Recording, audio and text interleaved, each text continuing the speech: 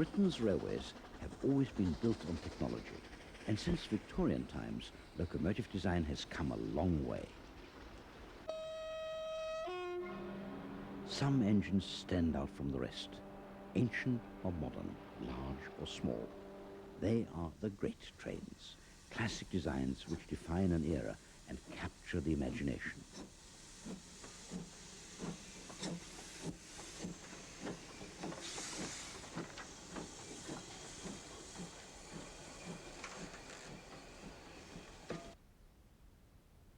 Since 1836, the dramatic mountains of North Wales have been home to the Festiniog Railway.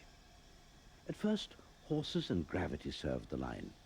Then, in 1863, Charles Spooner commissioned the first steam engines from George England of London.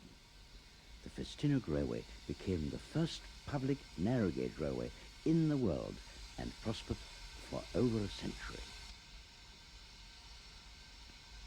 In 1988, the railway held a special gala weekend starring one of the original locomotives.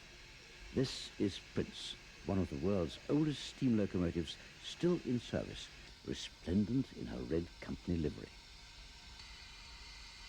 The Festiniog was built to carry slate from the quarries at Blaenau Festiniog to the sea at Porthmadog. Slate traffic slumped between the wars, and in 1946 the line closed. Just 8 years later, restoration began, and finally the whole line was reopened for passengers.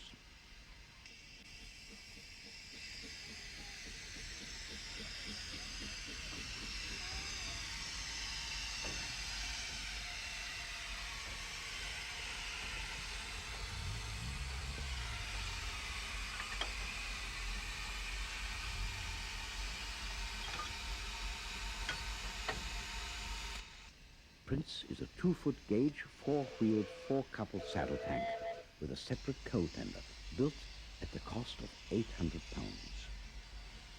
She has 2-foot diameter wheels and a 4-foot 6-inch wheelbase. The side tanks were unusual for the period, but helped with traction by adding to the adhesive weight.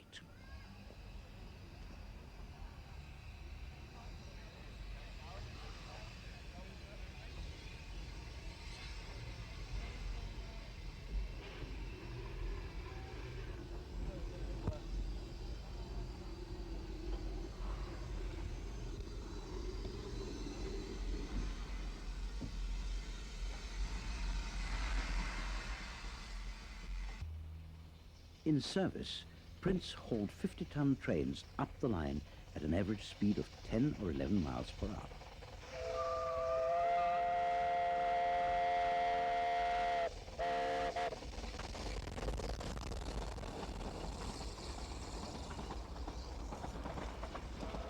Part of the secret of her success was the high steam pressure of 120 pounds per square inch.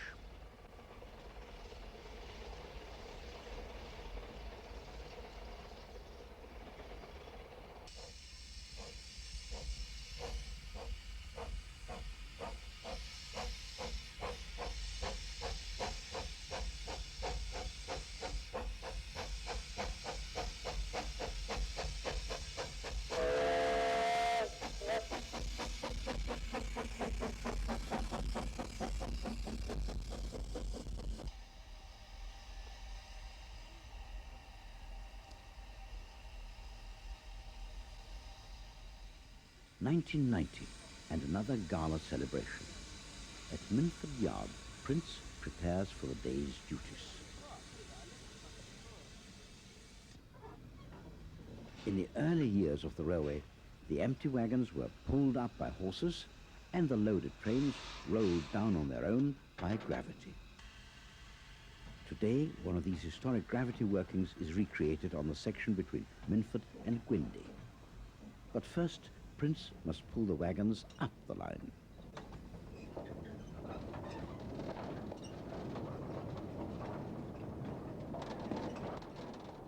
The brakemen clamber aboard as Prince waits for possession of the line.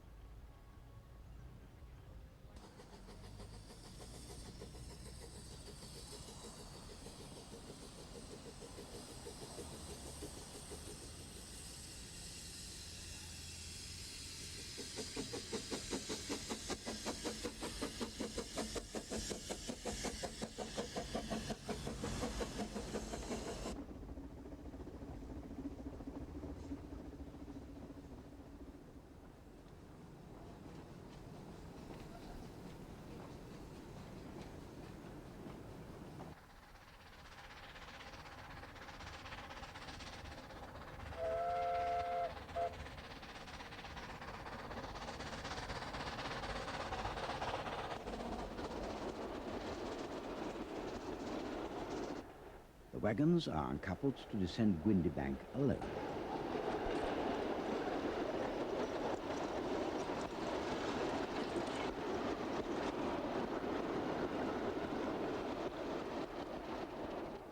Speed is controlled by the brakeman who perch on the sides. Prince follows at a discreet distance behind.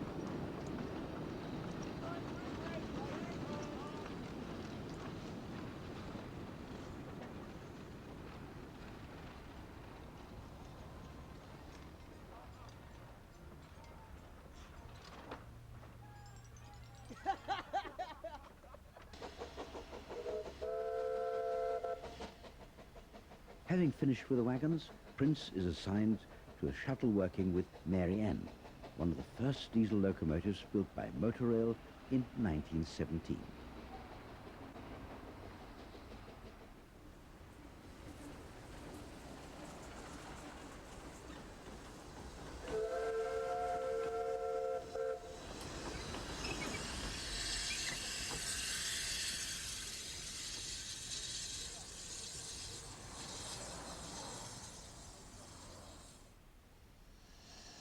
The Great Western Railway had a long tradition of multi-purpose tank locomotives.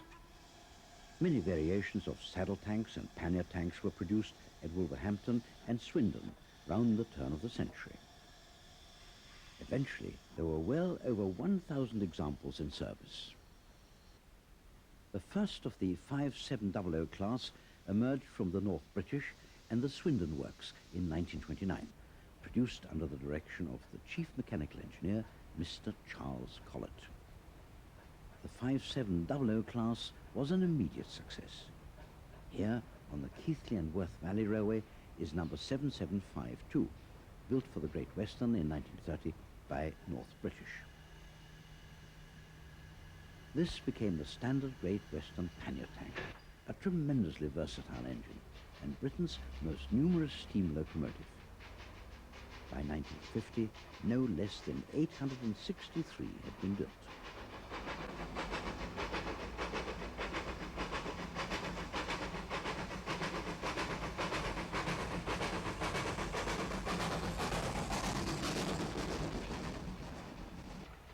The Keighley and Worth Valley is a short preserved branch line in the Yorkshire Pennines, typical of the type of line which the locomotive would have worked with the Great Western.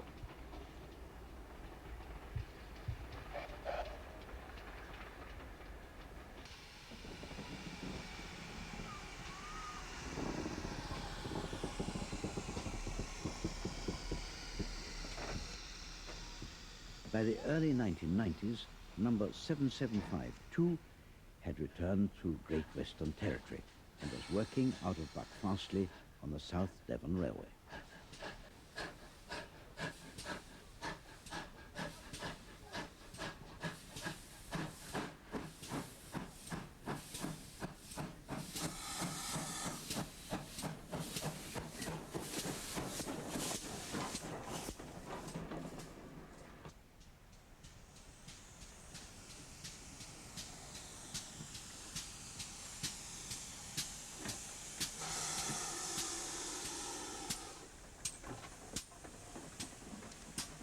These pannier tanks were very powerful for their size, free running and with excellent acceleration.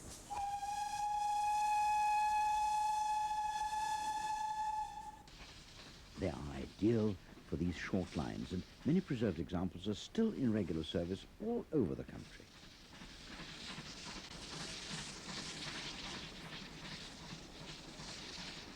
Haworth Yards, back at the Worth Valley. After some years in preservation, number 5775 was in need of a major overhaul. This was one of the original members of the class, built in Swindon in 1929. The original boiler was beyond economic repair, and so a replacement was obtained from the famous Barry scrapyard.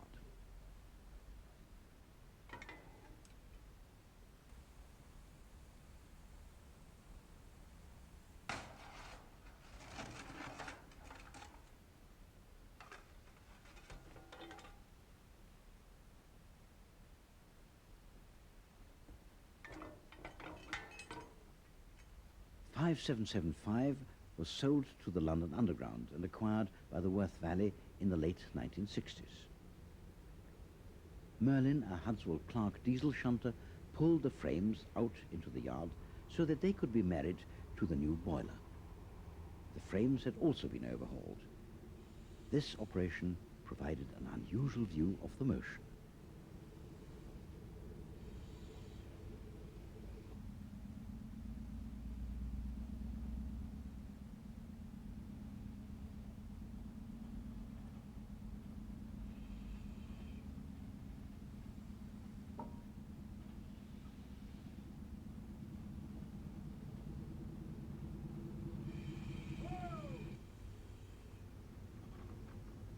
Next, there had to be a thorough boiler test.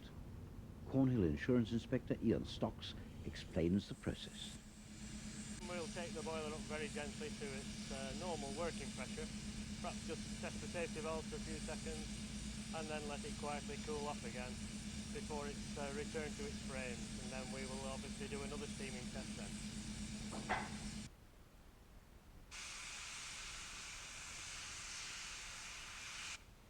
As the boiler pressure rises, volunteers wait for the safety valves to lift.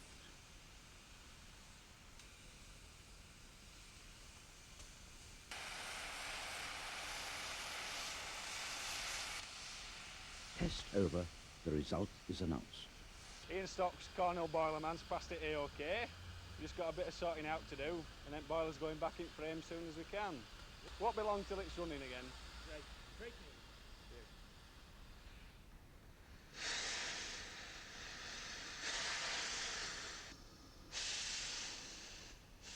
5775 also starred in the 1970 Scream classic, The Railway Children.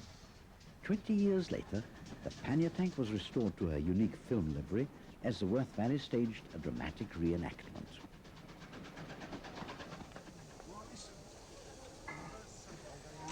Thank you. Thank you.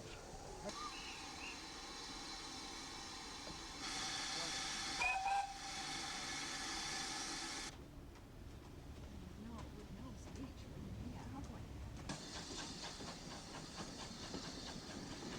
Come along, children.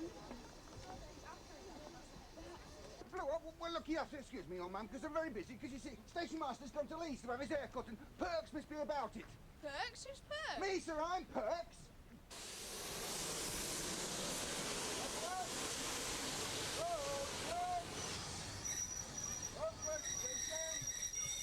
You must be Roberta. And Phyllis. And Peter, of course. Ah, very pleased to meet you all.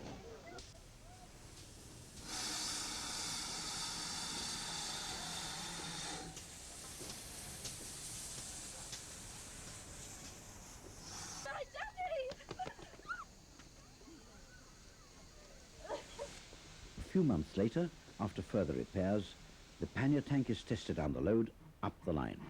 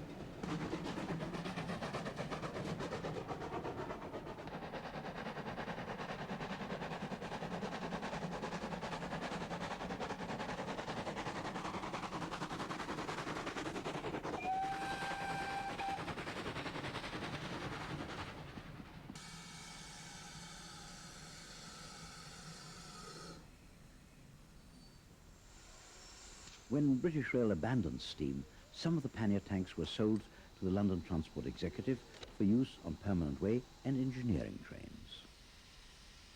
L99, originally number 7715, was one of these London Transport Pannier tanks, now preserved at the Buckinghamshire Railway Centre.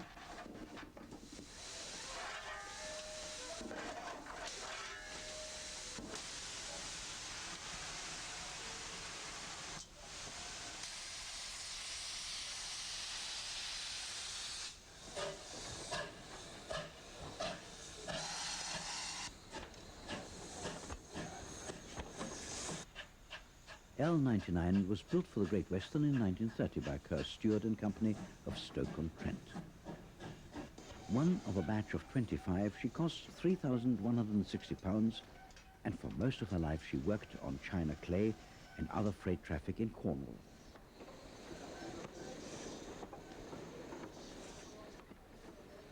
After 26 years in preservation, she's now restored to mainline running and appears on regular steam on the Met specials.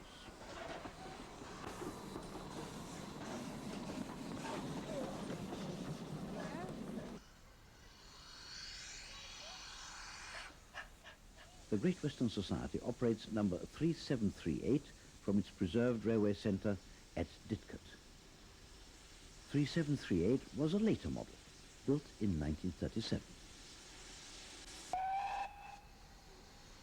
Modifications included an improved cab and a top feed to the boiler.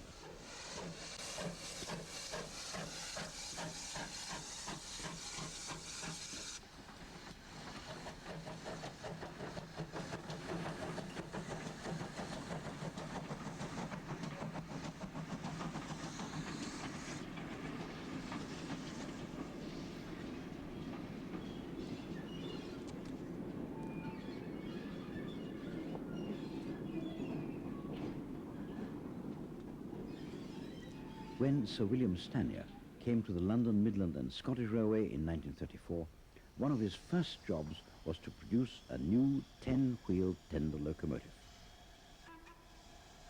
The legendary Black Fives were the most efficient design of general-purpose mixed-traffic engines ever built in Britain. A total of 842 were completed between 1934 and 1951. They were found practically everywhere in the British Isles, but were particularly prevalent on the territory of their native LMS. The Black Five was always common in Scotland, and a number of preserved examples have found a home there. We start at Bowness on the 1st of 4th, as Sovereign number 44871 prepares for her day's duties. Since 1979, this has been the base for the Scottish Railway Preservation Society, who have created their home on the Greenfield site. Sovereign was built in 1945 at Crewe Works and is one of the 17 survivors. As universal maids-of-all-work, they were invaluable. All were still in service until 1959. Members of the class survived in the northwest of England until the very last days of British Rail steam in 1968.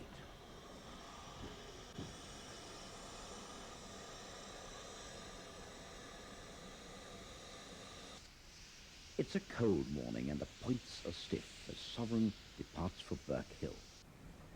On a busy weekend, the carriages can be full, with 300 passengers on each train.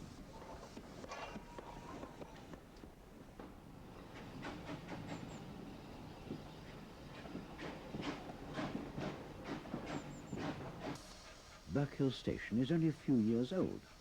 Passenger trains terminate here, but beyond, the line joins the Edinburgh-Glasgow main line. The original railway once served a great centre of industry, which produced iron, coal, timber and clay. It has all disappeared, and the line now provides a service for visitors.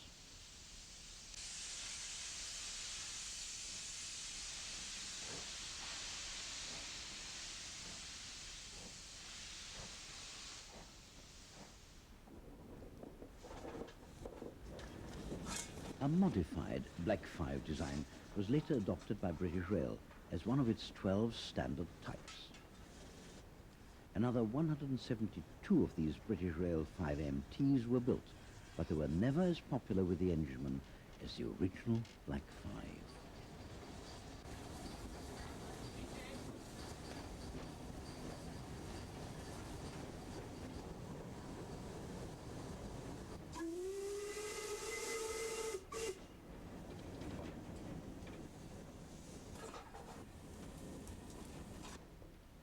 Kinneil Halt, once a terminus, is now only a request stop, and trains rarely pause on their way down the line.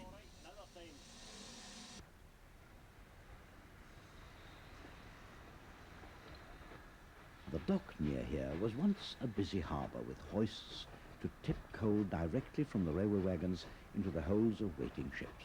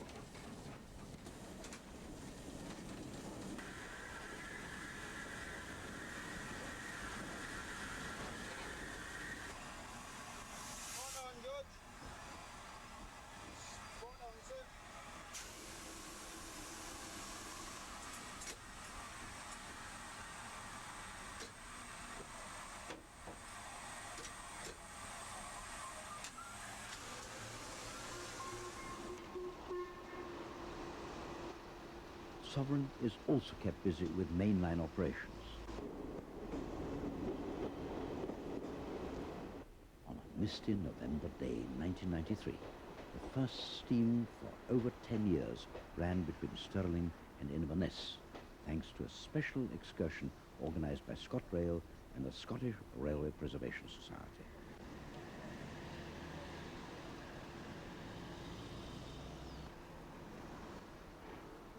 The Highland Main Line runs for 118 miles from Perth to Inverness, and although never electrified, it's rare to see preserved steam on this line.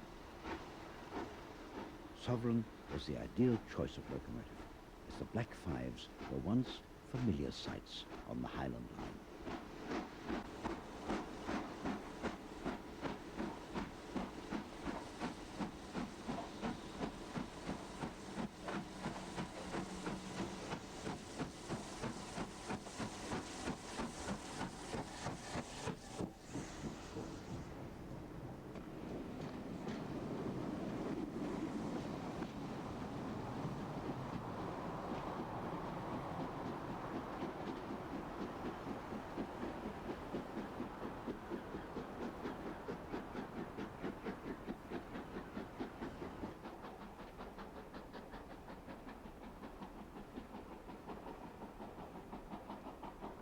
North of Perth, the old Highland Railway follows the River Tay and the Tummel until the line branches north through the narrow defile of Killiecrankie. Here, Sovereign clings to the steeply wooded hillside before plunging into the Killiecrankie Tunnel.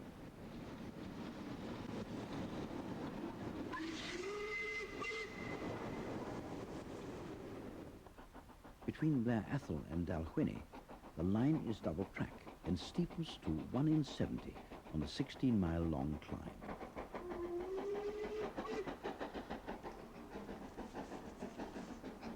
At Dalnacardoch, near the start of the ascent, Sovereign climbs into the mist and has to work hard to maintain momentum.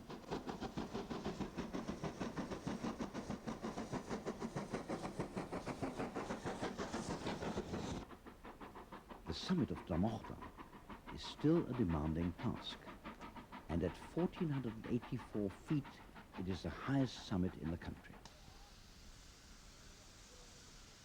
Having arrived at Dalwhinnie, Sovereign takes a brief rest. The pause provides an opportunity to see this splendid locomotive at close quarters, and dozens of people have gathered on a platform to watch her depart. But first, she must wait for a northbound diesel express.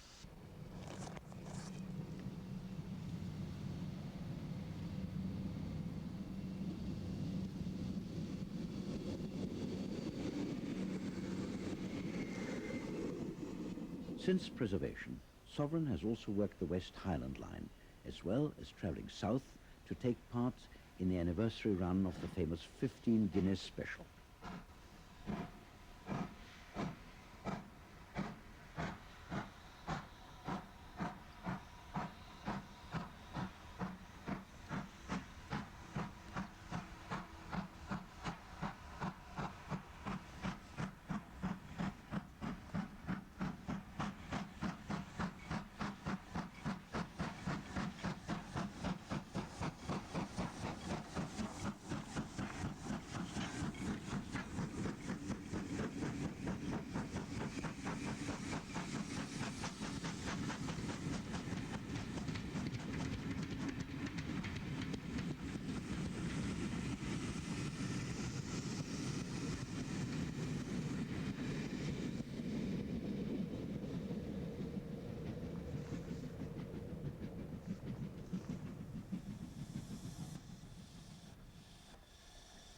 Black fives can also be found in England. On the Great Central Railway, number 5231 is being used to provide driver experience courses. Built in 1936, this was one of the last Black fives to be withdrawn, and she's been returned to her original LMS livery.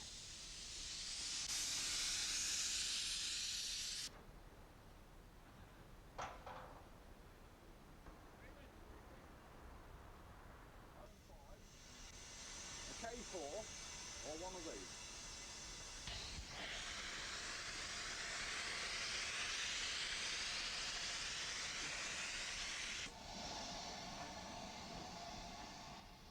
Throughout the 1920s and 1930s, Richard Maunsell produced a number of simple and reliable locomotives which worked throughout the entire Southern Railway system, and many of their features were adopted as standard practice. Today, they can still be seen operating on the wonderfully restored Bluebell Railway. Q-Class number 541 is the sole survivor of her class. As people arrive at the station, 541 waits to work the first passenger train of the day. Since her arrival on the Bluebell in 1978, 541 has undergone extensive restoration. This has enabled her to clock up some of the highest mileages on the railway.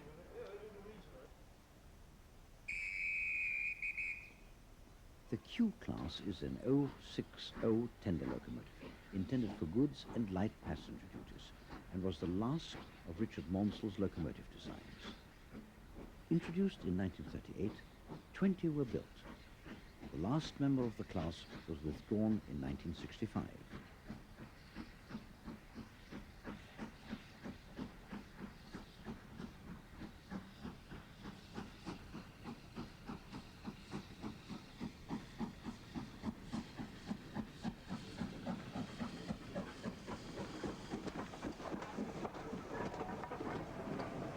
Leaving Sheffield Park, the line heads north through Horsted Quays.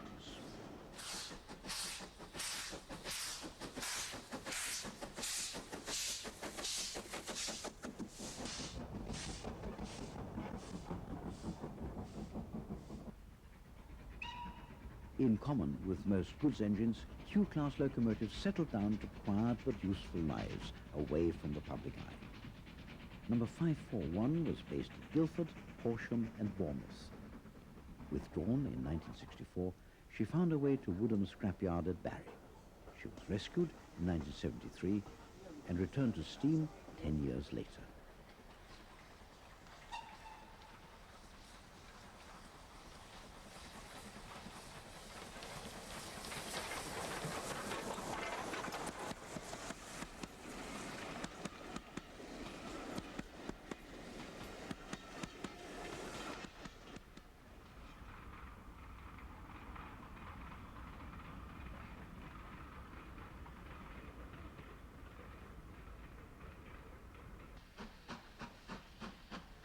Horsted Kings, until 1990, was the terminus of the line, and number 541 pulls slowly into the platform before running round her train.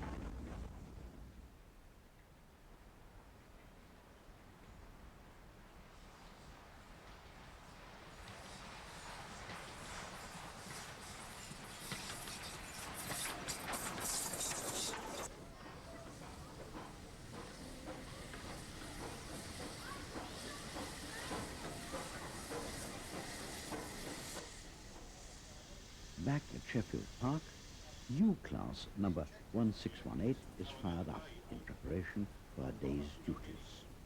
You're running trouble. An extra 5 minutes spent here makes her for an easy day. You know what you're doing?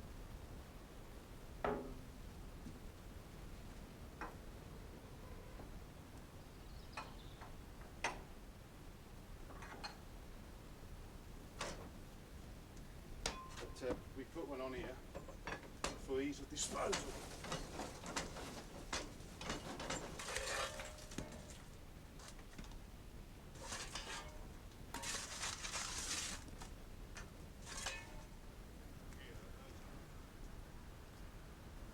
Number 1618 was also designed by Richard Maudsley and built in Brighton in 1928. Nicknamed U-boats, these U-class moguls became standard mixed-traffic locomotives throughout the entire Southern Railway system. Although only the second engine to be rescued from the renowned scrapyard in Barry, number 1618 had to wait until 1977 before a move to the Bluebell enabled her to enter regular service again. Well, I like driving the U-Class. It's a very easy machine to drive. It's very economical. It does whatever it wanted to do. But I haven't really got any favourites. I'm quite willing to have a go on any steam engine. One day someone said, oh, there's a steam railway starting up, Bluebell Railway, and I came along. That was back in 1960. And eventually I drifted into the loco department because it's really what I wanted to do. I worked my way through from cleaner, fireman, to senior fireman, eventually to driver. And that's what I am now. Maudsley's locomotive policy predated that of British Rail by nearly 30 years. He wanted a minimum number of classes with wide route availability and maximum component standardization.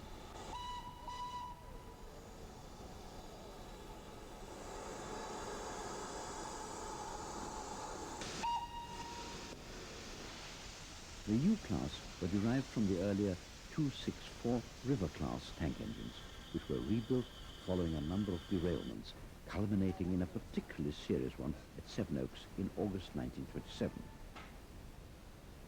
Although the U-class mainly worked passenger trains, including on the secondary lines out of Waterloo, this was really a mixed traffic locomotive.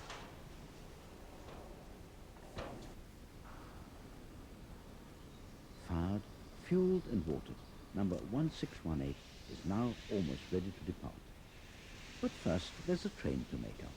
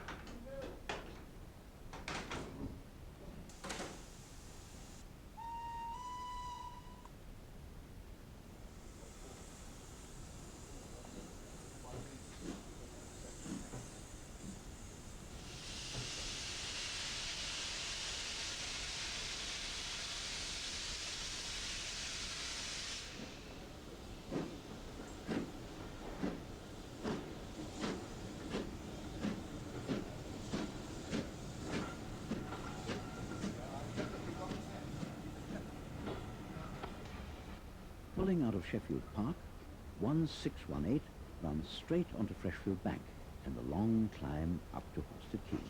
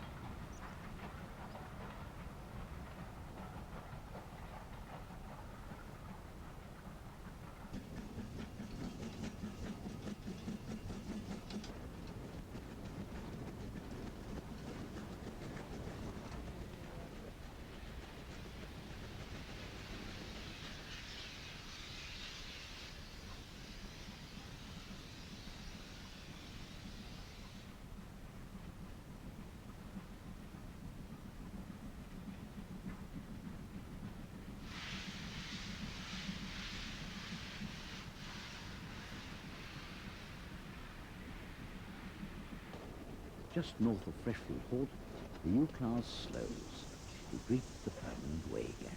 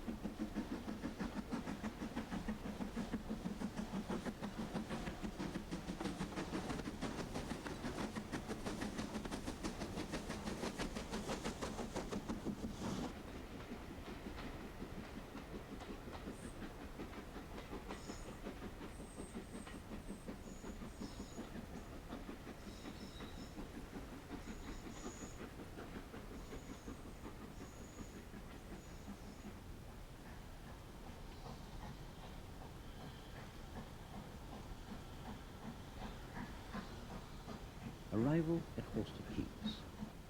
And here, passengers can disembark.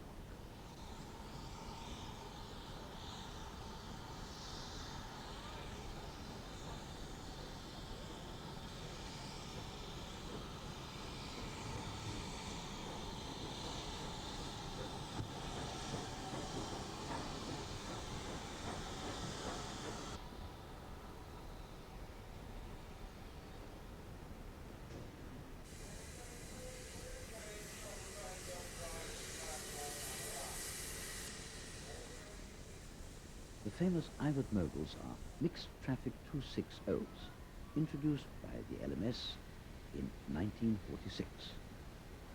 One example, number 46443, can be seen on the preserved Severn Valley Railway. The first 20 of these 2MTs were built under the direction of H.G. Iwart, but production later continued under British Rail. They were designed to replace the aging small locomotives used on secondary and branch line duties.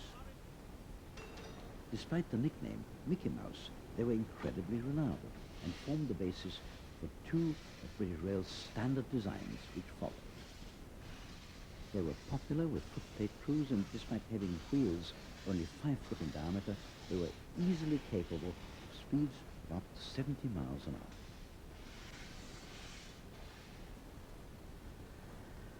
At Bewdley, number 46443 takes over from the Great Marquis at the head of the train to Bridgenorth.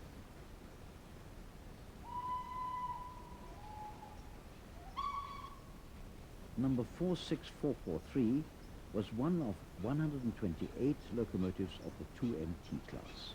She was built in 1950 at Poole at a cost of £8,734.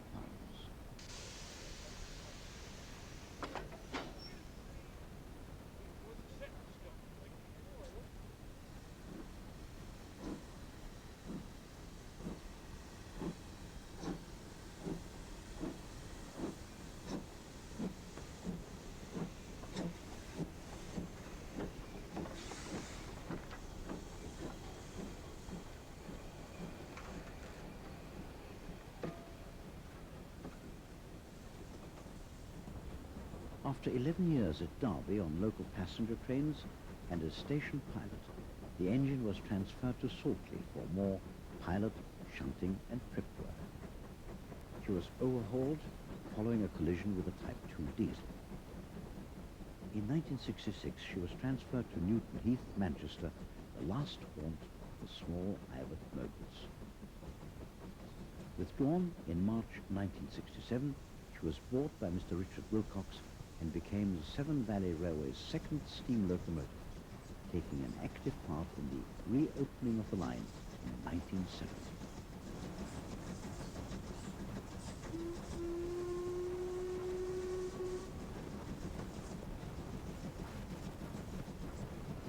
In 1975, the engine ran in red livery for the film The 7% Solution, and since preservation has clocked up the highest mileage of all the Severn Valley locomotives. She is also operated on the national network.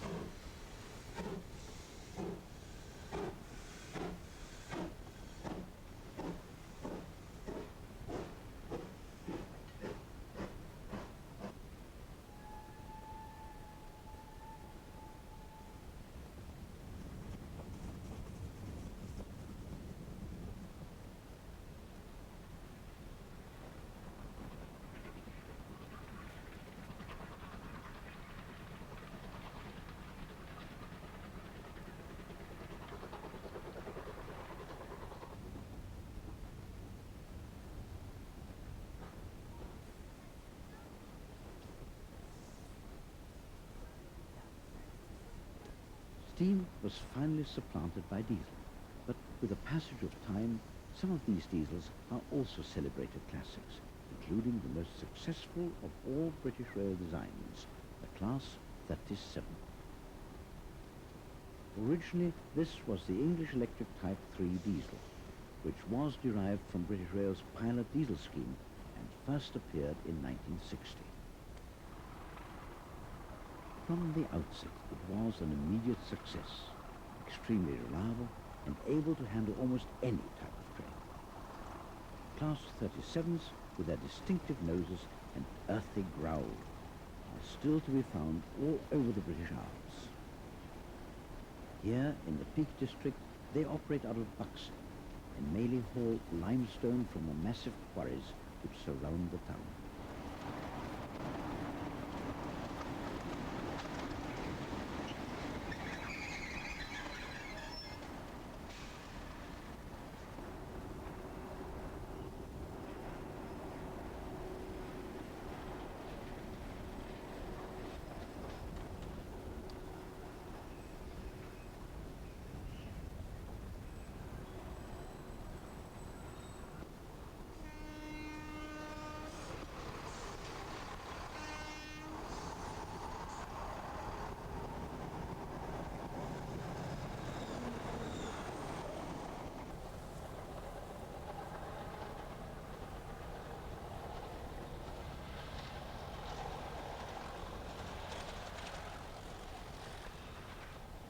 Back in the Scottish Highlands, these magnificent engines can be seen at their best when passenger trains are hauled by real locomotives.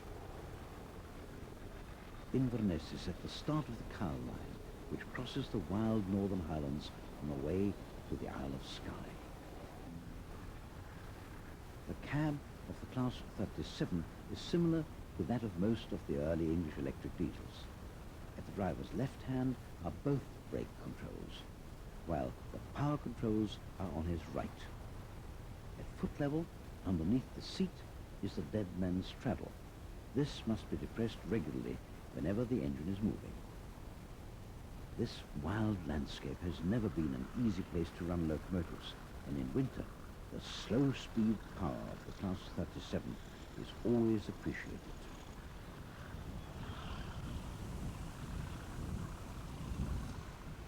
West of Dingle is a steep climb to the summit.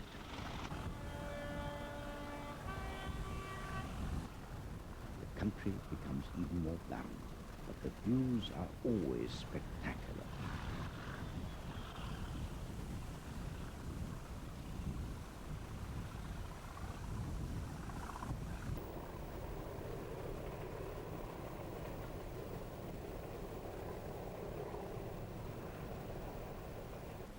Further south, Class 37s still haul the evening sleeper from Fort William.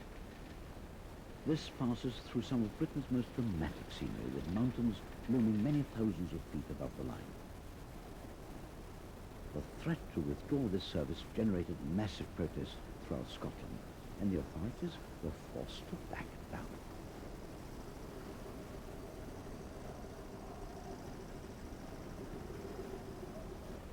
Here at Tulloch, the line curves round into the Braes of Lochaber, heading for Roy Bridge as the early morning sleeper nears the end of its overnight run from Glasgow and London. Arriving in Fort William is Mary Queen of Scots, number 37401.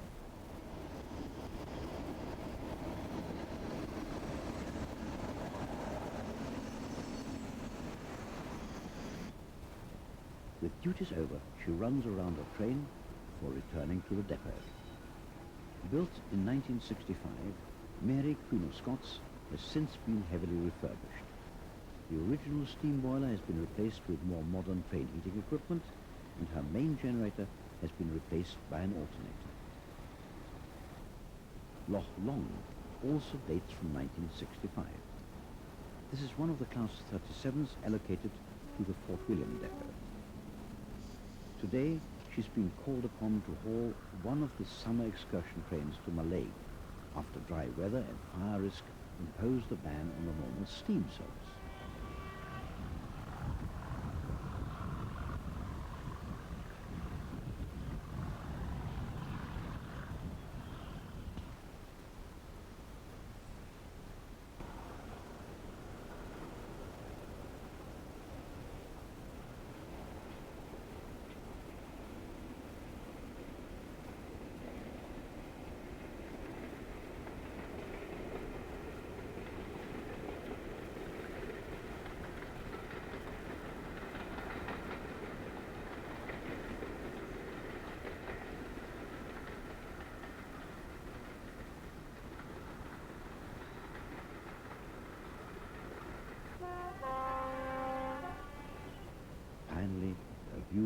Loch Trake, with a daily freight from the paper mill and aluminium works at Fort William.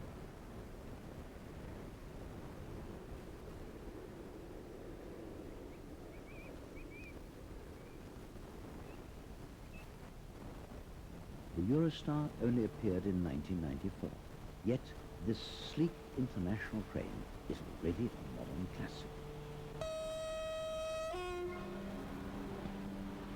Running beneath the channel between England, France and Belgium, they have to be able to swap between 3 different power supplies and are the fastest trains Britain has ever seen.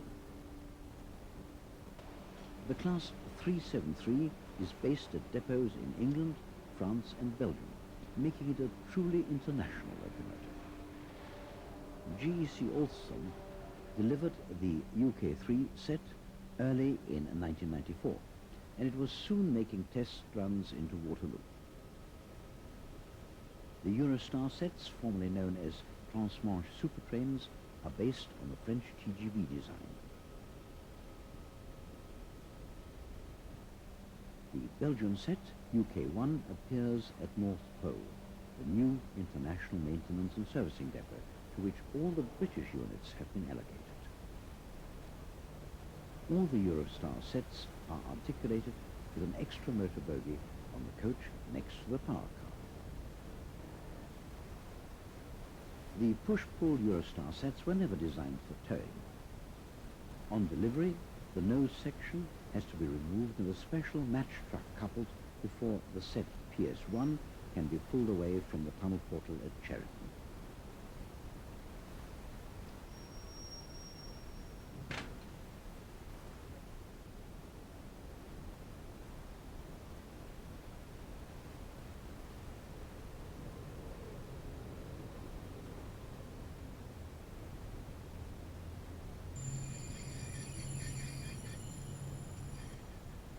Now we follow a set on one of the test runs down through Kent, beneath the Channel, and across northern France to Paris.